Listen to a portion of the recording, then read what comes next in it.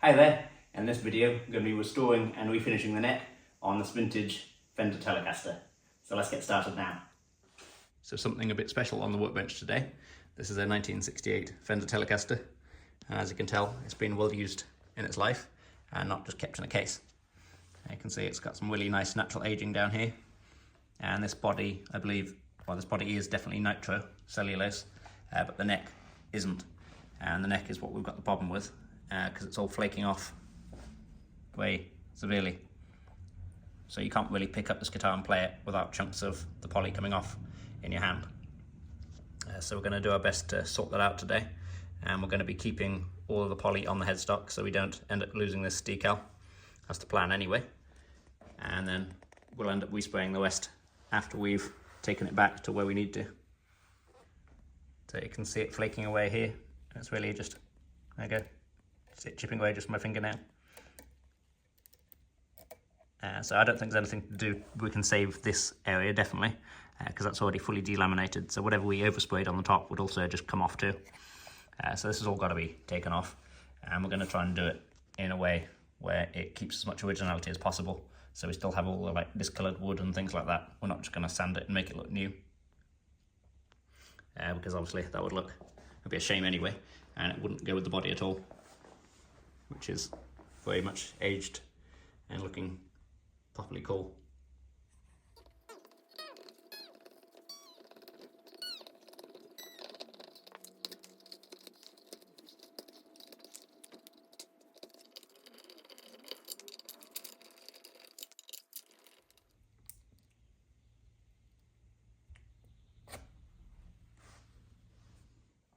So I've got the neck off and seen the date, which has reminded me this is actually a 1969, not a 68, like I said earlier. So forget me saying that, it's a 69 telly.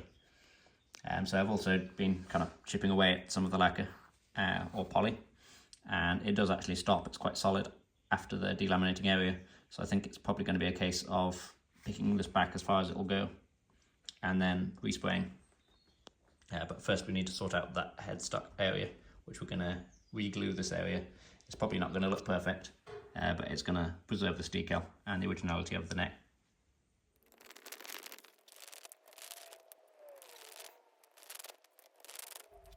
So I'm just removing these tuner bushings now. So I've got a dual bit slightly bigger than the back size of the bushing. See the tapered bit there? So this fits through the tuner hole, but then it'll hit that area there. And then I'm just pushing, and you don't have to push too hard, and that removes it nice and safely. So now we're going to attempt to save this decal. I've got a water thin super glue here with a pipette tip on it, and I can get that under here and then give it a squirt. You can see it filling up under there.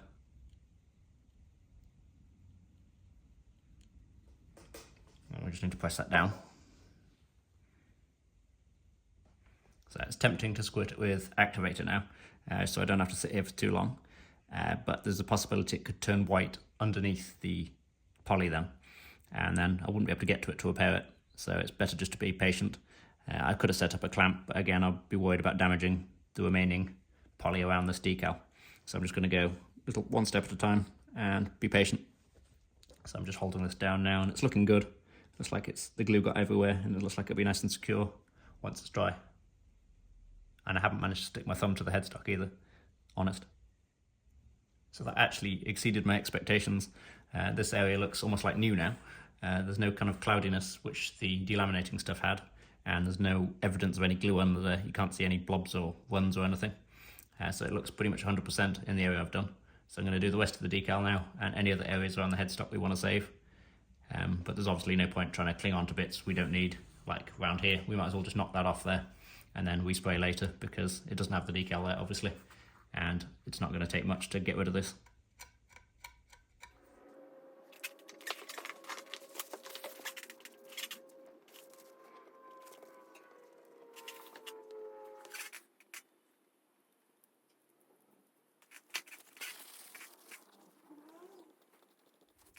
So here's how it looks now after all of that consolidating. It's looking pretty good. Any of the glue left on the surface will become invisible once the new lacquer gets sprayed on it, and obviously we're going to build up these areas which are completely missing lacquer, like here and around here as well. They're going to obviously build up with the new coats, So it's going to be a case of building the lacquer up, then sanding it back a bit until this level reaches the top. So there's going to be some level sanding involved later on, but I think it's looking really good, and I'm very happy we managed to save this decal. It's all solid now. You can drag your hand all over this and nothing's going to fly off like it was before. So now we're going to attack the rest of the neck and remove all this loose stuff, ready for it to be resprayed.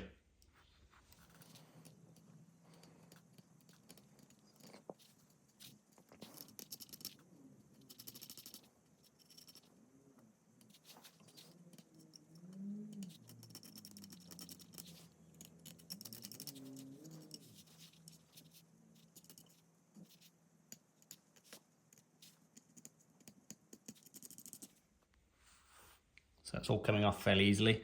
It's basically anywhere which has been exposed to air, so any of these little damaged areas around here is lifted around there, and then everywhere else is, which doesn't have damage, is actually okay, and it's nice and solid there. But you can see it chipping away at these areas, just because that's already been damaged there.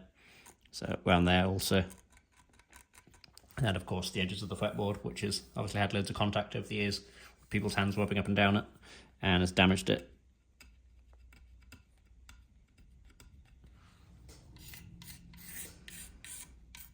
So I'm just trying to take as little as possible off really, and not leave anything what needs sanding out afterwards, because we don't have to sand this any more than we have to. We're just going to give it a key really, to make the lacquer stick, but we don't want to sand away any of this kind of damage of the wood, this discoloration, because we want the neck to still have that kind of character.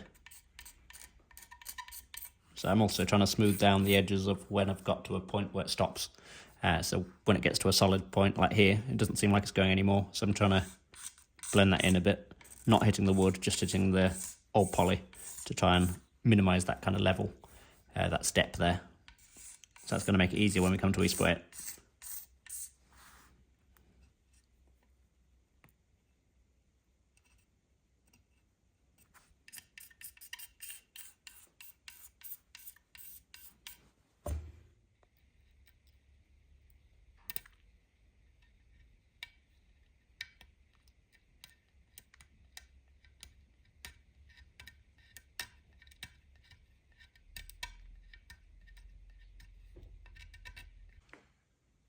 So I've just cleaned up the fretboard too.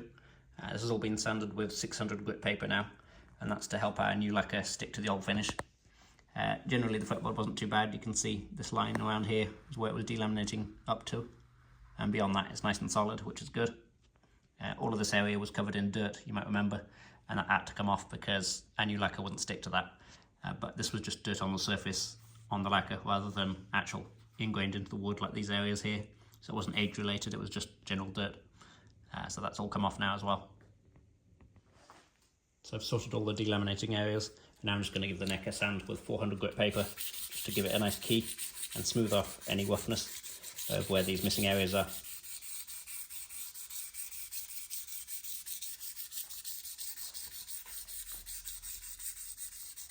So I'm trying to avoid sanding any area which is bare, like here, because we don't want to remove any of this kind of aged colour. We're just sanding the existing finish really, and the edges of it where it meets that bare wood.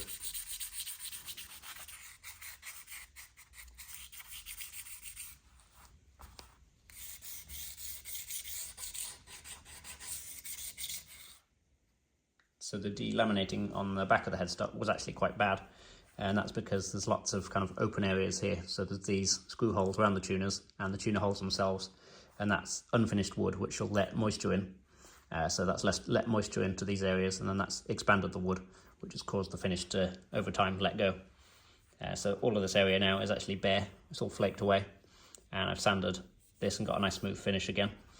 Winnick's going to spray this, so all of these kind of pale areas will blend in with the new finish. So that's what we're going to do now. We're going to move on to spraying the neck. I've got a little hook down here to hang the neck on. So let's go and do that.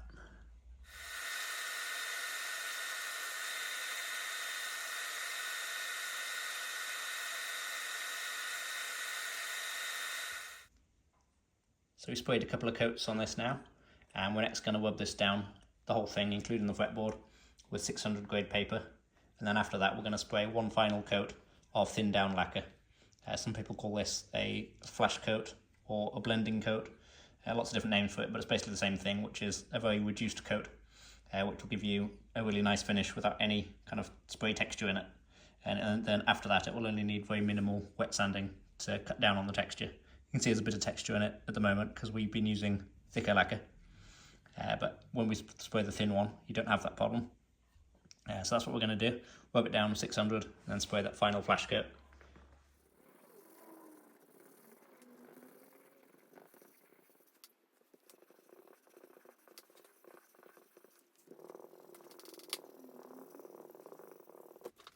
So for sanding in between the frets, I'm still using a small block just to keep everything nice and flat. And then on the higher frets, I'll use the block on its edge like this, just to make sure that we're not sanding any divots into the board.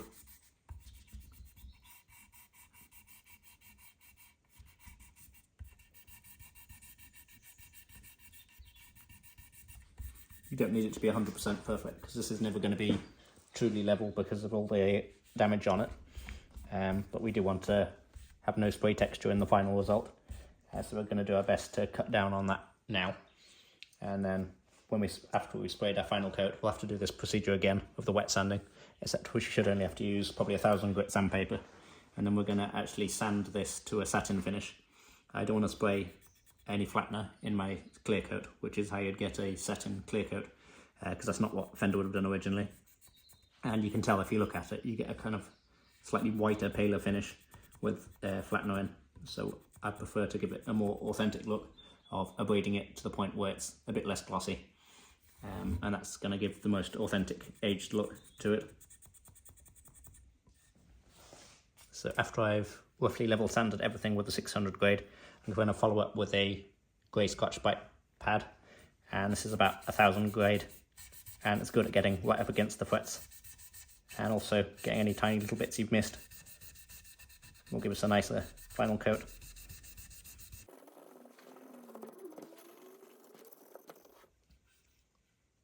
So here's how the neck's looking now. It's not actually looking that far off how it will look when it's 100% done. But you can see there's a few little kind of shiny areas around here, which is difficult to get at with the Scotch-Brite or sanding. But they should disappear with a bit more sanding, and also after the final coat's been sprayed they'll disappear.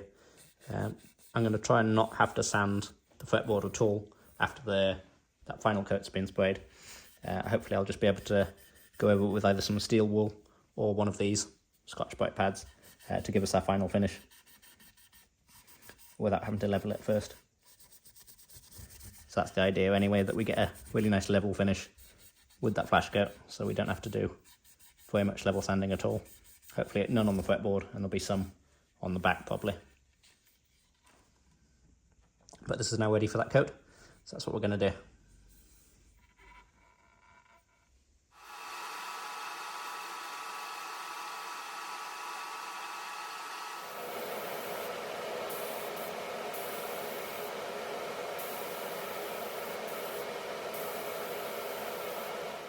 And here's how it looks after that thin down coat has been sprayed. So you can see it's quite glossy at the moment, but we're going to sand it back later. But it's a really good finish. There's no or very little spray texture in it, so we've got a nice even finish. And we're next going to give this a couple of weeks, and then we're going to sand it with 1000 grade paper to level it all, and then we're going to hit it with some quadruple O steel wool, and that should give us the finish we're after, which will be that kind of aged look rather than it looking a bit too shiny and new like it does at the moment. But I'm happy with how it's looking because we've retained all that age with the worn edges on the fretboard and the neck and the damage on the back. It's just all been sealed in with the new coat of lacquer, and we've obviously addressed that problem of the peeling finish as well. So there's no more finish peeling on this one. So I'm going to give it a couple of weeks now and come back to it then. So it's a couple of weeks later now, and I've just level sanded this neck with 1000 grade paper. It's looking great. After the 1000 grade, I followed up with steel wool, and I used that lubricated with soapy water and using extremely light finger pressure, so almost just dusting over it with the steel wool rather than trying to press on. And that way you don't end up with any scratches in the final finish, and you just get this kind of dull sheen rather than either a gloss or a heavily scratched surface. I've also done the fretboard in a similar way, other than this didn't get any level sanding with the 1000 grade because it didn't really need it. It's come out great as it is. It needs a little bit more steel wool action. As you can see, there's a few shiny spots there. So I'm going to demonstrate how I use the steel wool now. So I take quite a big pad of it, of the steel wool. So this is going to be nice and loose, so I can just use it like this, just over the top, very lightly. But before I do that, I'm just going to wet it with some soapy water, which I've got over here. Just so it's sort of that sort of wet. It's not dripping wet, but it is damp, just to help with the cutting, make it a bit more smooth. And then I'm literally just hardly any pressure at all, almost just the weight of the steel wool. And I'm going over the top of this, and because I'm going nice and lightly, it's actually going to find its way into the edges of the frets, rather than if you're going hard, it can glide over the top of them. So lots and lots of very light movements like this should have it looking good.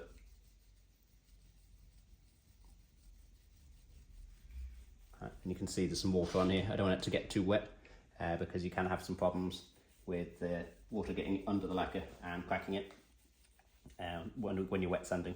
So the secret is not to ever get it too wet, and don't leave any standing water on it for too long. So I'm going to wipe this off now. It's probably about done, to be honest, because I've already done a bit before.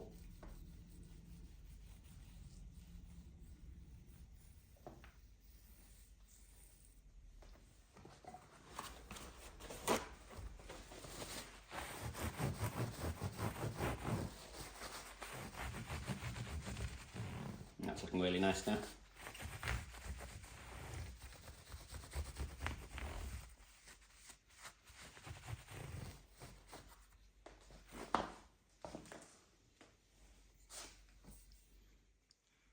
So this neck is now ready to have its frets leveled, because you'll remember we sprayed the whole neck without masking the fretboard.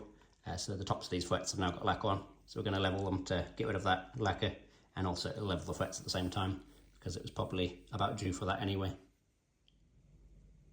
I've just laid down some masking tape to protect the fretboard when we're doing the leveling process. But before we get leveling, I'm actually going to try and scrape some of the excess off using a blade beforehand. So this will minimise on the amount of leveling we have to do. Make it a bit easier. I probably won't get it all with the blade, but it's going to cut down on the amount.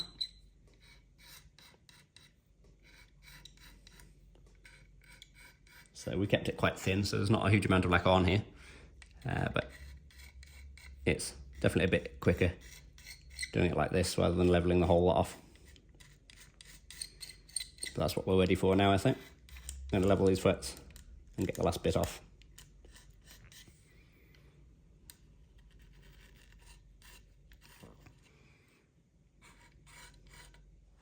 So I'm going to be levelling the frets using one of the StewMat fret bars, and this is one of the long ones, which is almost, well, basically the same length as the neck, so it does a good job of keeping everything flat. I've already adjusted the truss rod to make sure that it's nice and level, and you can see I've actually coloured in the tops of the frets as well. I've actually done a bit of levelling already, but you can see I've coloured in these ones. Well, I've coloured in all of them, but these ones still got some colour left on, so these are the low points at the moment. And I'm just going down the string paths. So this would be the low E path, and making sure go all the way along. And we'll move it slightly over to the A.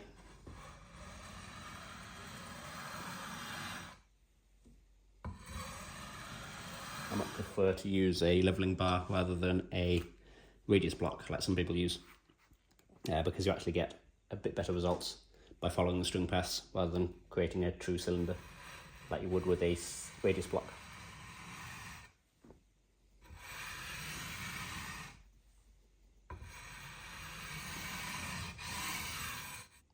So you can see there's a very small flat top on them now, so I've hardly had to take off anything at all. It's just really the lacquer which has come off, and a tiny bit of levelling as well.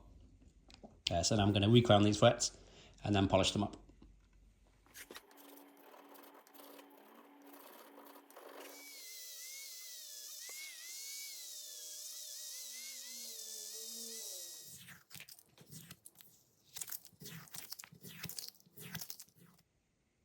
Now I'm pressing the bushings back into the headstock for the tuners, and to do that I'm using my pillar drill or drill press, and there's a block of wood in between so the metal of the drill doesn't damage the ferrules.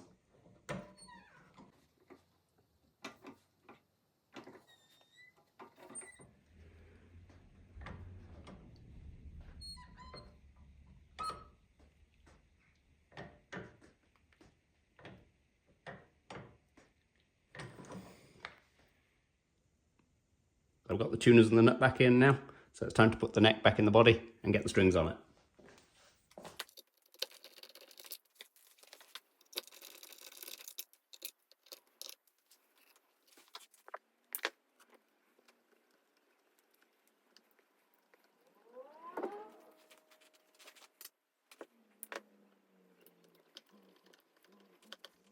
So it's all back together again now and nicely set up, playing really well.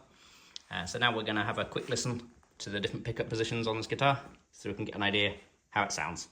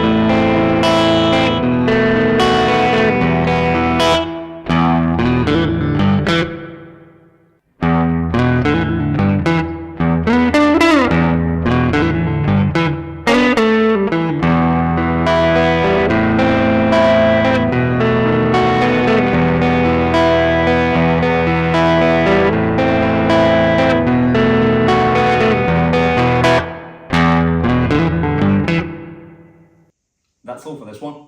Thank you very much for watching. I hope you've enjoyed the video. If you have, please don't forget to leave me a like, as they really help me out. And if you'd like to see more content like this, please do subscribe. Thanks again for watching, and I'll see you on the next one.